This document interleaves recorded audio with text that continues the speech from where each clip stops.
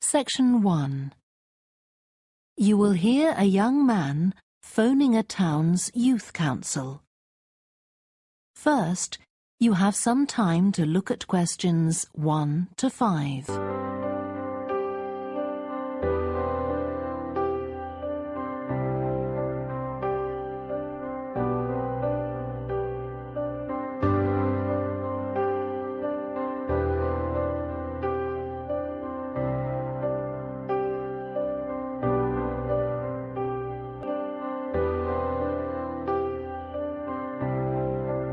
You will see that there is an example that has been done for you. On this occasion only, the conversation relating to this will be played first. Good morning, Youth Council. Caroline speaking. Oh, hello. I'm interested in standing for election to the Youth Council, and I was told to give you a call. That's good. Could I have your name, please? Yes, it's Roger Brown. Thank you. The young man's name is Roger Brown, so Brown has been written in the space. Now we shall begin. You should answer the questions as you listen, because you will not hear the recording a second time. Listen carefully and answer questions 1 to 5. Good morning, Youth Council. Caroline speaking. Oh, hello.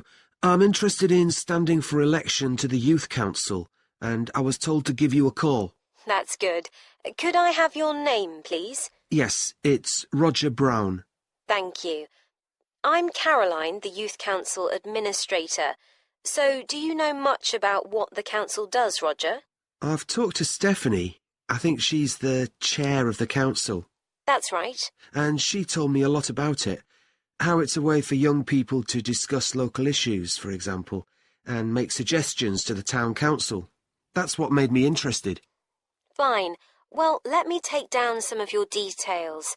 First of all, how old are you? You know the council is for young people aged from 13 to 18. I've just turned 18. And where do you live, Roger? Well, that's a bit complicated. At the moment, I'm looking for a flat to rent here, so I'm in a hostel from Monday to Friday. I go back to my parents' place at the weekend. OK, so where's the best place to send you some information about the council? Oh, to my parents' address, please.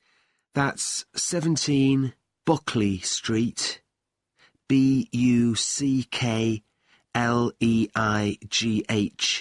Street, Stamford, Lincolnshire, though you don't really need the county. Oh, I know Stamford. It's a lovely town. And what's the postcode? PE9 7QT. Right, thank you. So are you working here or are you a student? I started studying at the university a couple of weeks ago, and I've got a part-time job for a few hours a week. What do you do? Well, I've done several different things. I've just finished a short-term contract as a courier, and now I'm working as a waiter in one of the big hotels. Uh-huh. That can't leave you much time for studying. Oh, it's not too bad. I managed to fit it all in. What are you studying? My ambition is to go into Parliament eventually, so my major subject is politics. That's partly why I think the Youth Council is important and want to be a part of it. And I suppose you're also taking a minor subject, aren't you? I know a lot of people study economics too. I chose history. To be honest, I'm not finding it as interesting as I expected. Before you hear the rest of the phone call, you have some time to look at questions 6 to 10.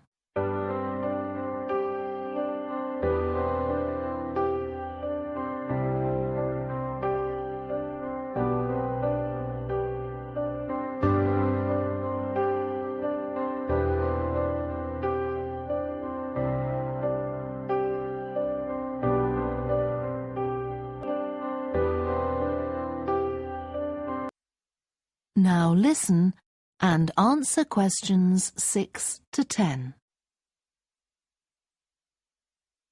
OK, so with your studying and your part-time job, do you have time for any other interests or hobbies?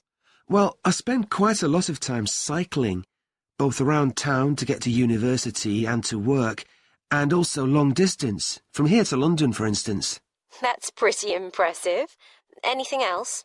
For relaxation, I'm also keen on the cinema. I used to go at least once a week, but I can't manage to go so often now. Right. Are you sure you'll have enough time for the Youth Council? Yes, I've worked out that I can afford to reduce my hours at work, and that will make the time. So is there any particular aspect of the Youth Council's work that appeals to you, Roger? Well, my sister is blind, so I'm particularly interested in working with disabled young people to try and improve the quality of their lives. That's great. Well, the best way to get involved is to be nominated by some people who you know. Right. Can you tell me how to set about organising that? You should talk to Geoffrey, our elections officer. I can arrange a meeting in the council office with him, if you like. Yes, please. He'll be here next Monday, if that suits you. That's the 14th, isn't it? Yes. I can manage late afternoon. Would you like to suggest a time? He generally leaves around 5:30. Well, would 4:30 be okay? My last class finishes at 4, so I'd have plenty of time to get to your office. Right, that's fine.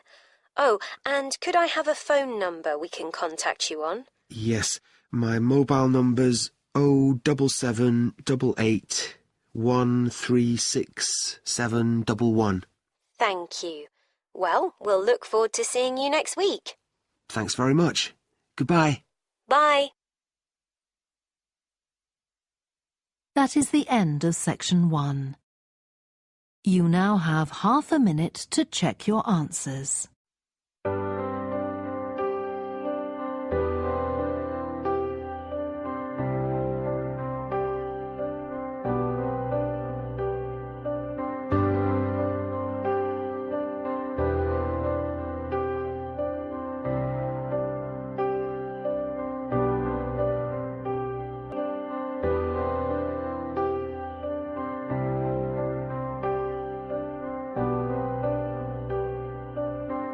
Now turn to section 2.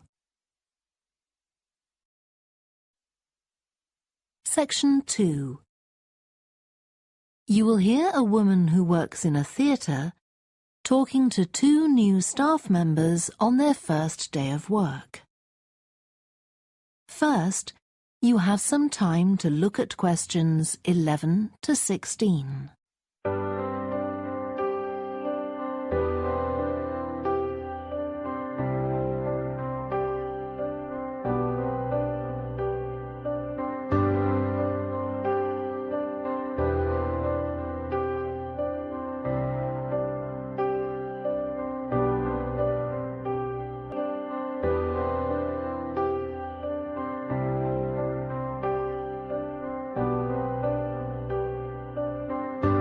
Now listen carefully and answer questions 11 to 16.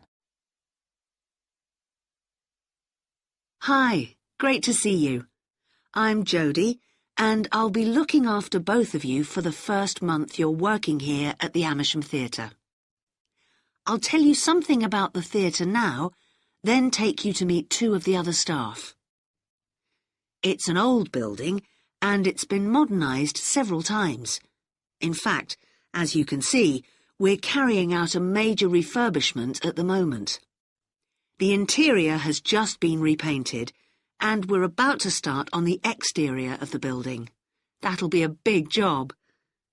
The work's running over budget, so we've had to postpone installing an elevator. I hope you're happy running up and down stairs.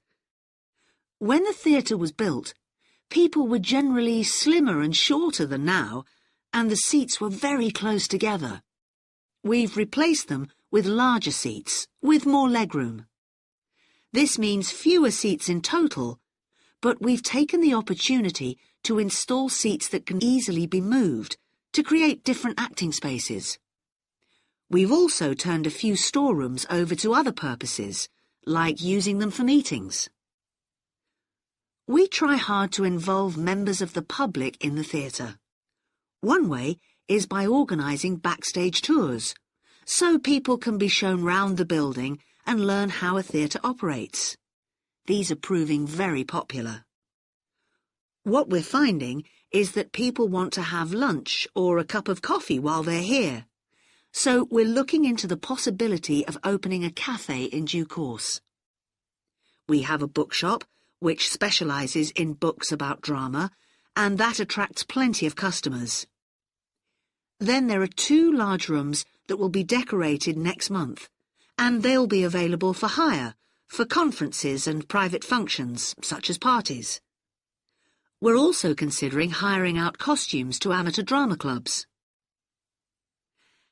Now I want to tell you about our workshops.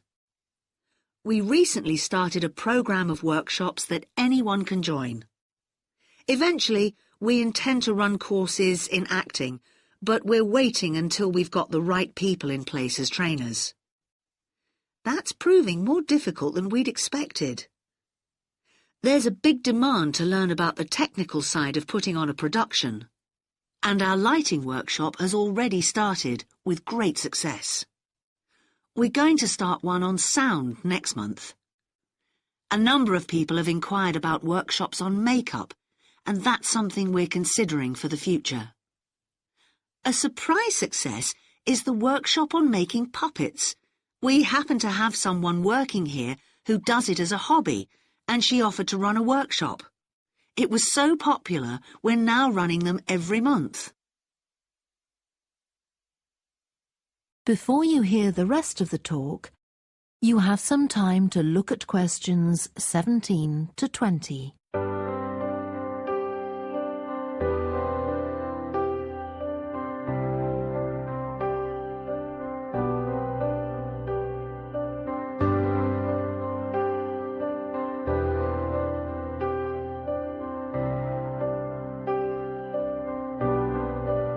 Now listen and answer questions 17 to 20. Now, a word about the layout of the building. The auditorium, stage and dressing rooms for the actors are all below ground level. Here on the ground floor, we have most of the rooms that the public doesn't see. The majority are internal, so they have windows in the roof to light them. Standing here in the foyer, you're probably wondering why the box office isn't here, where the public would expect to find it. Well, you might have noticed it on your way in. Although it's part of this building, it's next door, with a separate entrance from the road. For the theatre manager's office, you go across the foyer and through the double doors. Turn right, and it's the room at the end of the corridor, with the door on the left. The lighting box is where the computerized stage lighting is operated, and it's at the back of the building. When you're through the double doors, turn left, turn right at the water cooler, and right again at the end. It's the second room along that corridor. The lighting box has a window into the auditorium, which of course is below us. The artistic director's office is through the double doors, turn right, and it's the first room you come to on the right-hand side. And finally, for the moment, the room where I'll take you next, the relaxation room. So, if you'd like to come with me. That is the end of section 2. You now have half a minute to check your answers.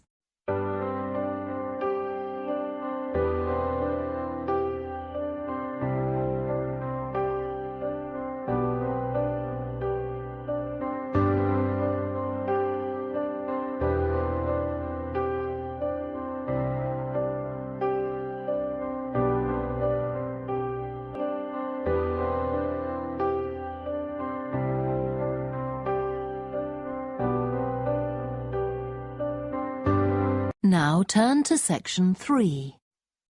Section 3. You will hear two biology students called Helen and Colin talking about the report they are writing on their recent field trip to a seaside area called Rocky Bay. First, you have some time to look at questions 21 to 26.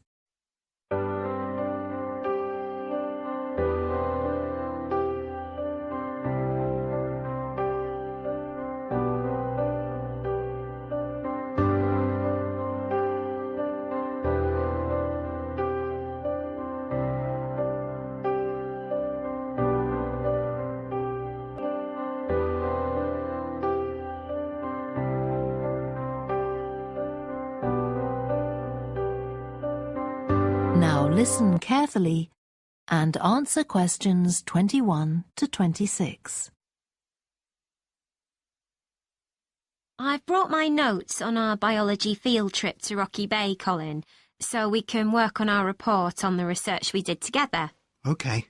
I've got mine too. Let's look at the aims of the trip first. Right. What did you have?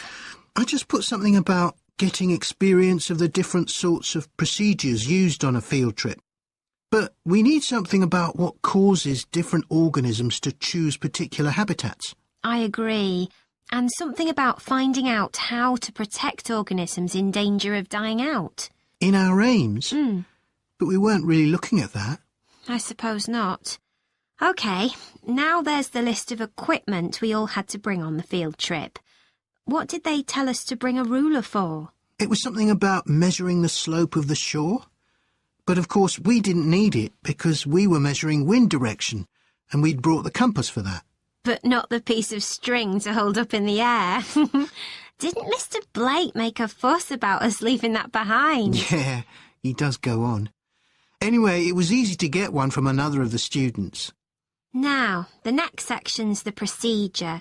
I sent you the draft of that. Yeah, it was clear, but I don't think we need all these details of what time we left and what time we got back and how we divided up the different research tasks. OK, I'll look at that again.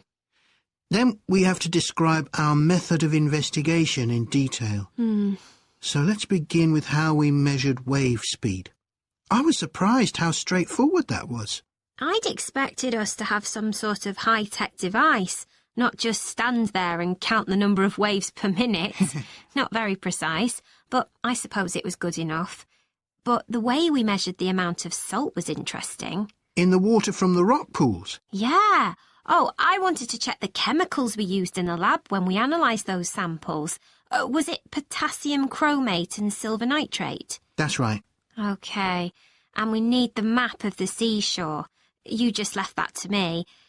And I had to do it while the tide was low. Well, that was OK, but the place I started it from was down on the beach. Then I realised I should have gone up higher to get better visibility, so I had to start all over again. But at least I'd got the squared paper, or I'd have had problems drawing it all to scale. Yeah, it looks good. We could get a map of the region off the internet and see if we need to make any changes. I had a look, but I couldn't find anything. But you took some pictures, didn't you? Yeah, I'll email you them if you want. OK. I'll make my amendments using those. Then I can scan it into our report. Great. Before you hear the rest of the discussion, you have some time to look at questions 27 to 30.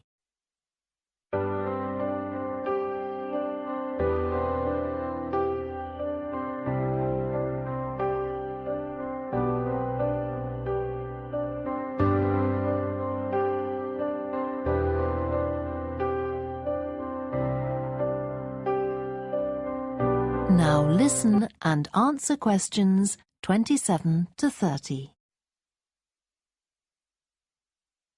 Now, when we get to our findings, I thought we could divide them up into the different zones we identified on the shore and the problems organisms face in each zone.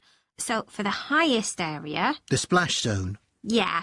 We found mostly those tiny shellfish that have strong hard shells that act as protection. but not from other organisms that might eat them, predators. No, that's not the main danger for them, but the shells prevent them from drying out because they're in the open air for most of the time. Right. And since they're exposed, they need to be able to find some sort of shelter or cover themselves up so they don't get too hot. Then in the middle and lower zones, nearer the sea, we need to discuss the effects of wave action. Yes, and how organisms develop structures to prevent themselves from being swept away or even destroyed by being smashed against the rocks. I haven't done anything on the geological changes. I don't know what to put for that. No, we weren't concentrating on that. Maybe we need to find some websites. Good idea. I've got the lecture notes from Mr. Blake's geology course, but they're too general. But we could ask him which books on our reading list might be most helpful. Right. OK. Now, I did a draft of the section of sources of possible error in our research, but I don't know if you agree. For example, the size of the sample and whether it's big enough to make any general conclusions from. But I thought, actually, we did have quite a big sample. We did.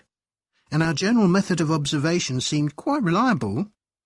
But we might not be all that accurate as far as the actual numbers go. Yeah, we might have missed some organisms, if they were hiding under a rock, for example. I wasn't sure about the way we described their habitats. I decided it was probably OK. Yeah, and the descriptions we gave of the smaller organisms, they weren't very detailed, but they were adequate in this context. I'm not sure we identified all the species correctly, though. OK.